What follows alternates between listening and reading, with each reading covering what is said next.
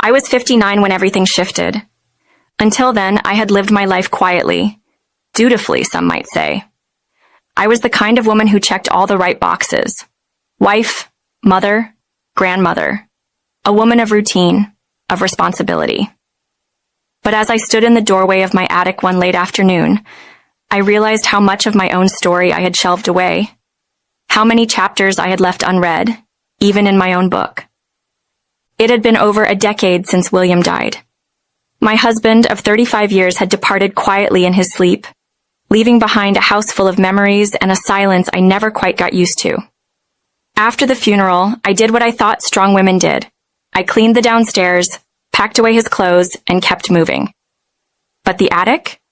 I couldn't touch it. That was where the echoes lived. The laughter, the arguments, the photos, and the part of myself I had quietly buried.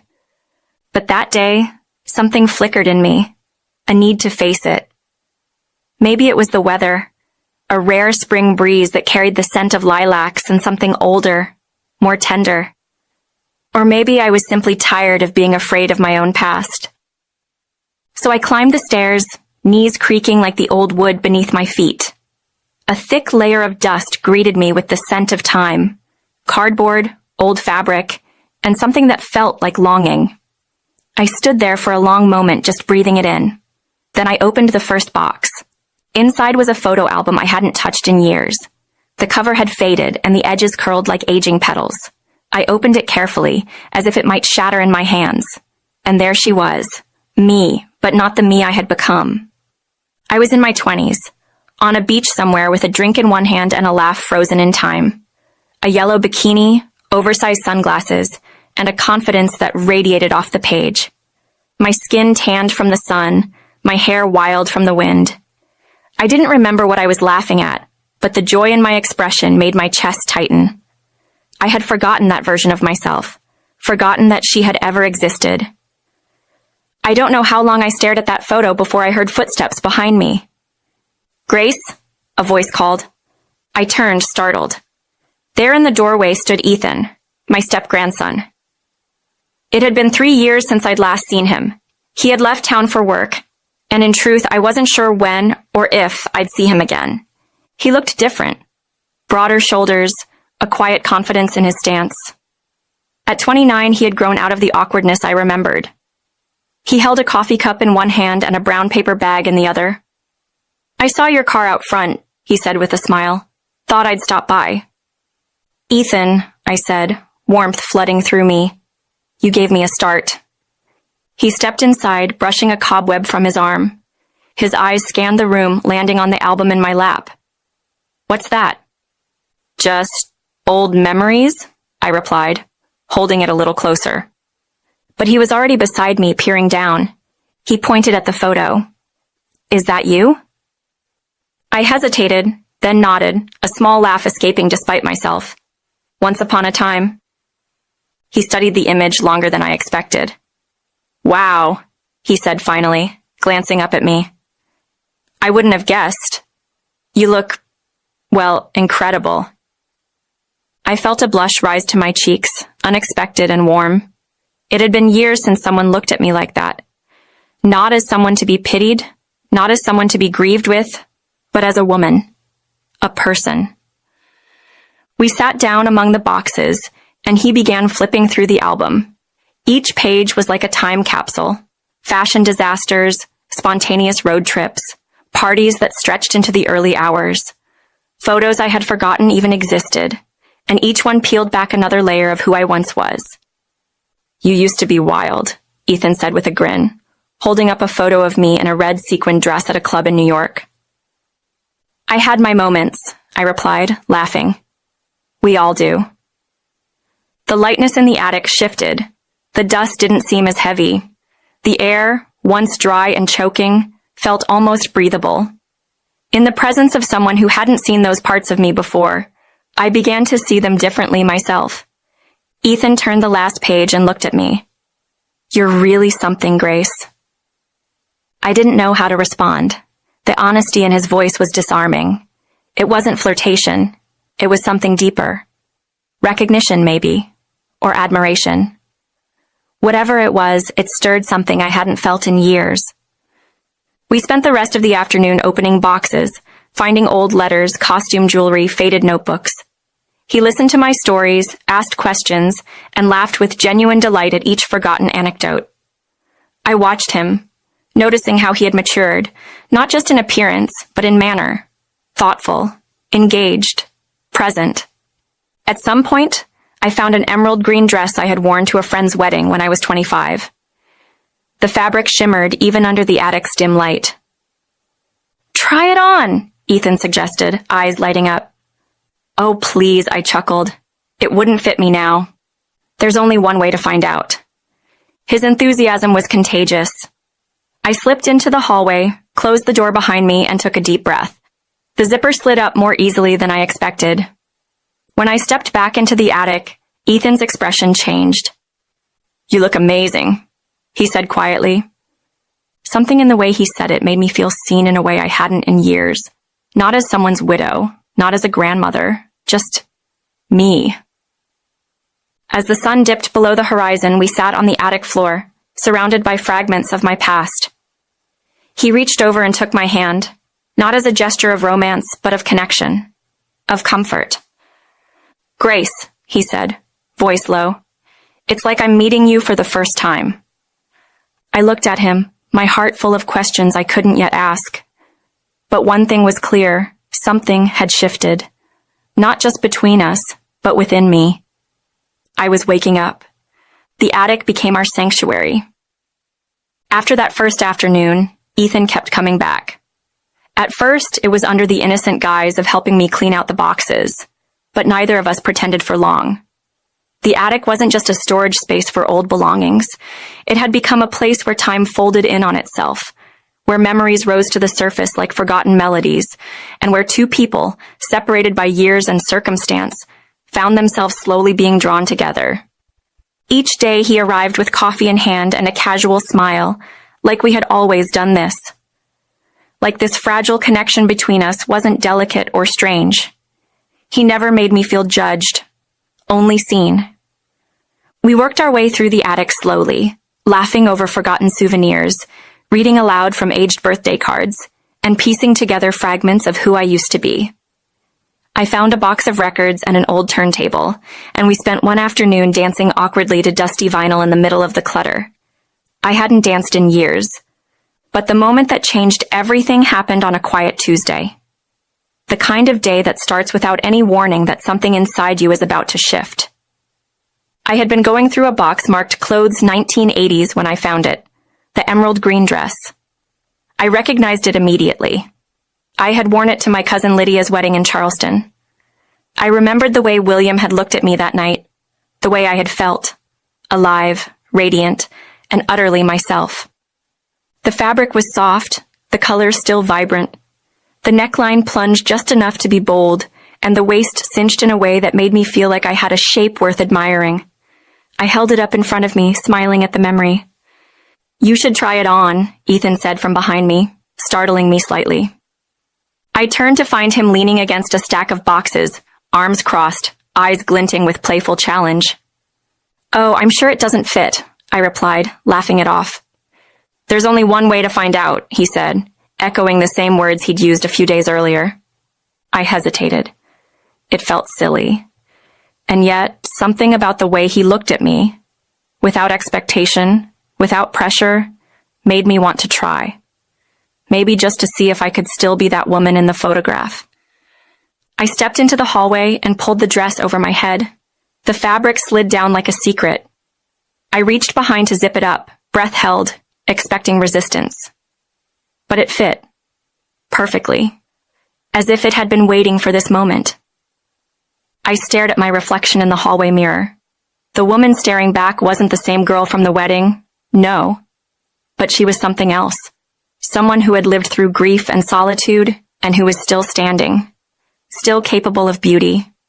Still capable of desire. When I returned to the attic, Ethan sucked in a breath. He said nothing for a moment, just stared. And then softly, "You look stunning." Heat rose to my cheeks. I wasn't used to being looked at like that anymore. like I was more than the sum of my years and losses, like I was still a woman. "Thank you," I said quietly, unsure of what else to say.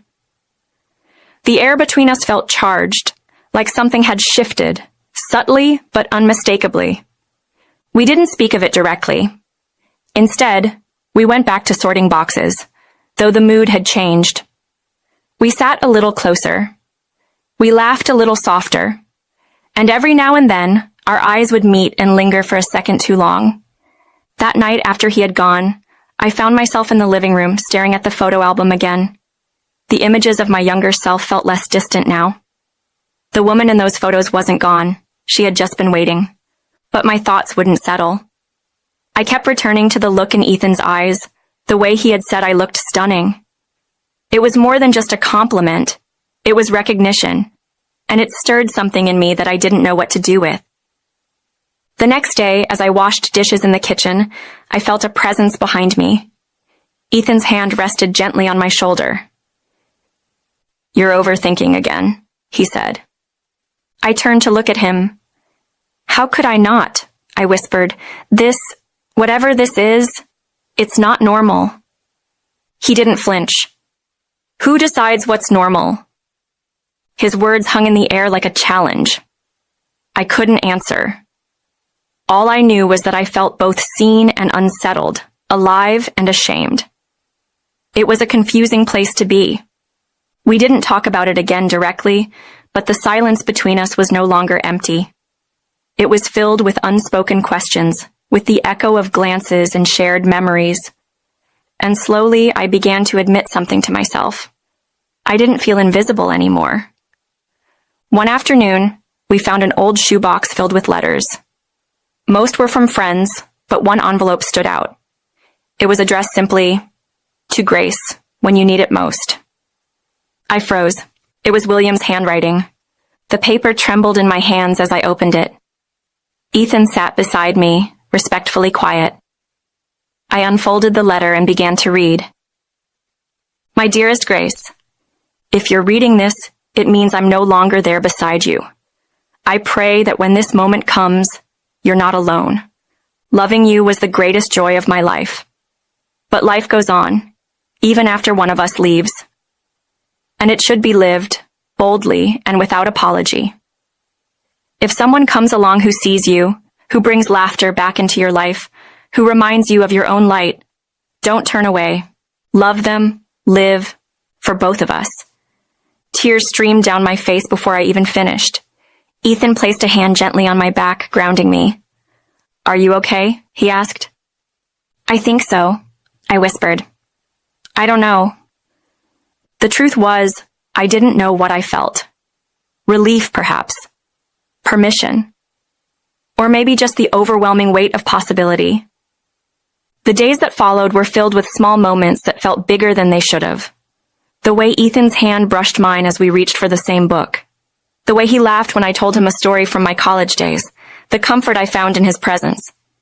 But with that comfort came guilt. Not because of William, not anymore.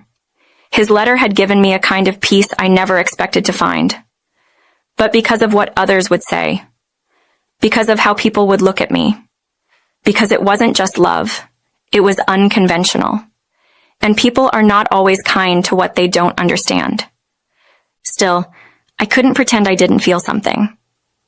One evening, as we stood in the kitchen preparing dinner, our hands reached for the same cutting board.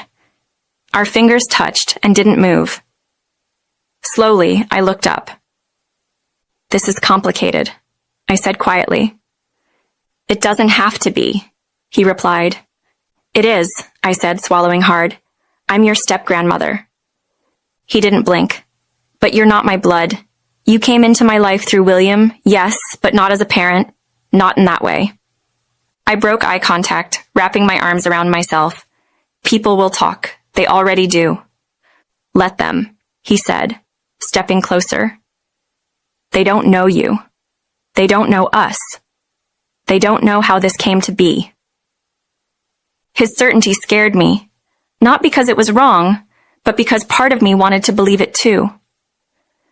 I spent that night in restless silence, the photo album open beside me, I flipped through pages, each image a reminder of who I had been, who I still was beneath the layers of grief and time. Who gets to decide what love looks like? I didn't have an answer, but I knew this. For the first time in years, I felt like I was waking up. Like the parts of me I thought were gone forever had merely been waiting, quietly, for someone to notice. And Ethan did. He saw me. Not just the woman who had lost her husband, or the grandmother who baked cookies at Christmas. He saw the woman in the red dress, in the yellow bikini, in the emerald gown. The woman who had once danced barefoot on rooftops and laughed until her stomach hurt. He saw Grace. And slowly, I began to see her too. For a while, it felt like we existed in a pocket of time, Ethan and I. We had created something gentle and unspoken, a rhythm of shared glances and quiet understanding. The days passed with an ease I hadn't felt in years. We cooked together. We even danced in the kitchen. We laughed like we had known each other forever, though we had never truly known each other like this before. But time doesn't stop for anyone, and secrets, even the tender ones, have a way of slipping into the open. It began with whispers. One evening, I was walking back from the market, a canvas bag of apples and fresh bread in hand. As I passed the neighborhood cafe, I heard two women murmuring near the patio fence. I didn't catch every word, but I caught enough. Can you imagine? Grace, of all people, with her step-grandson? That's just disgusting. She's lost her mind. Poor William must be spinning in his grave. I didn't break stride. I walked right past them, my jaw tight, my spine straight. But inside, I was unraveling. When I got home, Ethan was already there, sitting on the porch with a book in his lap. He looked up and smiled, but I couldn't return it. They're talking about us, I said, my voice barely above a breath. He stood immediately, concern etched into his features. Grace. I shook my head. They're calling me shameful. They think I've betrayed William. Ethan reached for my hand, but I stepped back. I don't know if I can do this, I said. I thought I could be brave, but maybe I'm not. Let them talk, he said. They don't understand. They don't see you the way I do.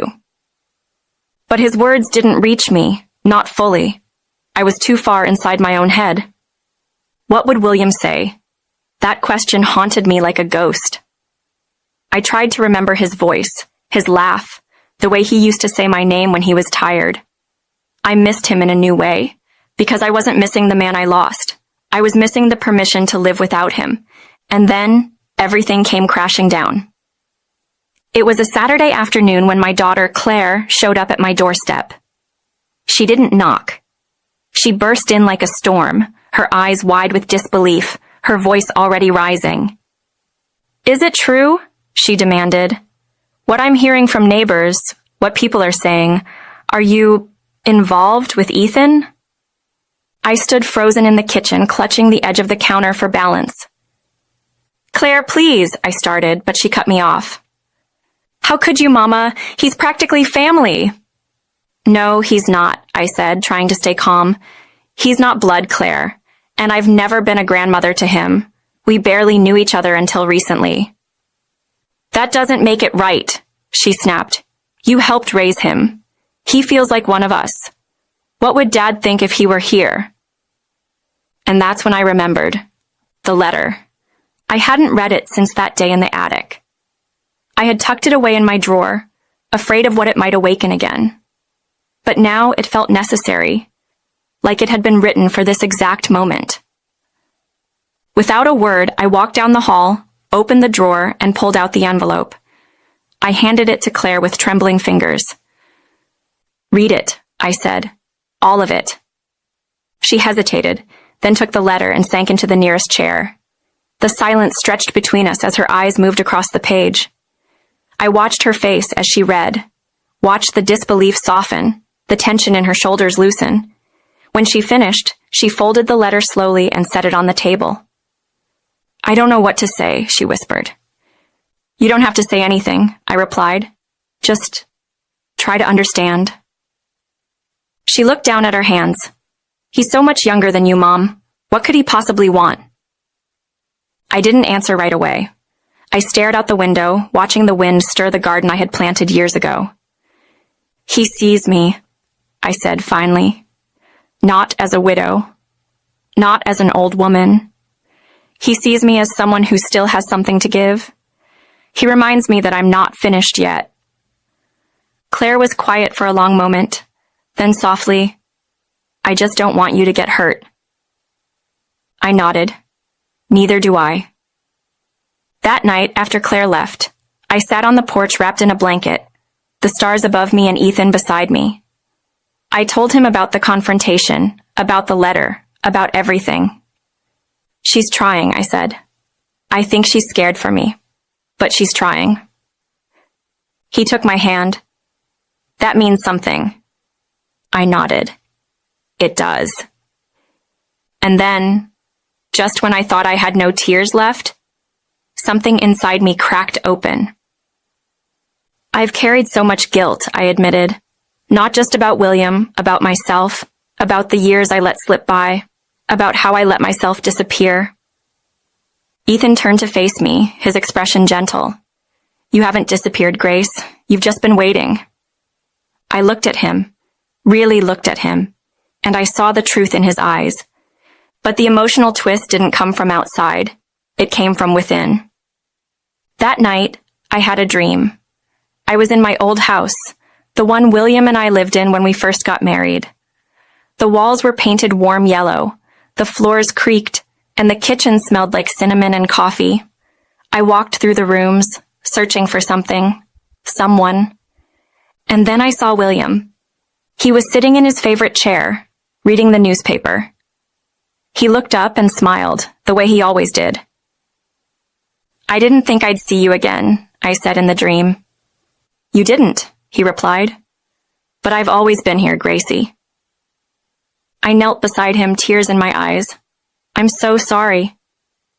For what? He asked, folding the paper. For letting go. He chuckled, the sound warm and familiar. You're not letting go. You're living. There's a difference. I woke up with tears on my pillow and a strange sense of peace in my chest. It was as if he had given me his blessing all over again. And somehow, that made all the difference. The days that followed weren't easy. The whispers didn't stop overnight. Some friends stopped calling. A few neighbors crossed the street when they saw me coming. But something inside me had shifted. I wasn't ashamed anymore. Not of my past, not of my grief, and not of my heart. Ethan and I started talking more openly. We made plans, small ones at first, a day trip to the coast, a hike in the hills, a cooking class on Saturday mornings. With every shared moment, I felt more alive, and slowly, the world began to soften. Claire came by again. This time she brought her daughter, my granddaughter Megan. She didn't say much that day, but she stayed for dinner. And when she hugged me goodbye, I felt something I hadn't felt in weeks. Hope. The murmurs eventually faded, not all at once, not with any grand announcement or act of forgiveness. But over time, as days turned into weeks, and weeks into months, the whispers softened into silence. The neighbors found new topics to discuss. The stares became less sharp, and the judgment, so loud in those early days, drifted into the background like the hum of a distant radio. It wasn't that people approved, it's that they moved on. But I hadn't. Not entirely. I was still learning to live without apology. Ethan and I never tried to define what we were. We didn't rush to call it anything. We simply continued. We woke up and drank coffee together. We made dinner without ceremony. We spent time in the garden, pruning roses and pulling weeds. And sometimes when the day was just right, we'd take the car out and get lost on back roads, letting the wind carry us to places we hadn't meant to find. There was no grand romance, no dramatic declarations, just a quiet companionship that deepened with every shared glance, every unspoken understanding. And that was more than enough. One morning, I woke to find a small envelope tucked beneath my teacup on the kitchen table. It wasn't fancy, just a folded piece of paper, my name written in Ethan's handwriting. Inside was a single line. You gave me back my life. Let me help you live yours too. I sat there for a long time, the paper trembling between my fingers. I hadn't expected anything from him. That was the truth. I had expected companionship, maybe affection, but that was something else altogether. That was love. And still, even then, I hesitated. Because love in your 60s doesn't come with the same reckless abandon it does in your 20s. It comes with caution, with the weight of memory, with the awareness that time is not infinite. I knew what it meant to lose someone. I knew what it meant to carry grief like a second skin. But I also knew what it meant to feel invisible. And Ethan made me feel present. He never asked me to change, never asked me to be anything other than the woman I already was. Flawed, aging, stubborn, and still learning. He never tried to erase William's memory.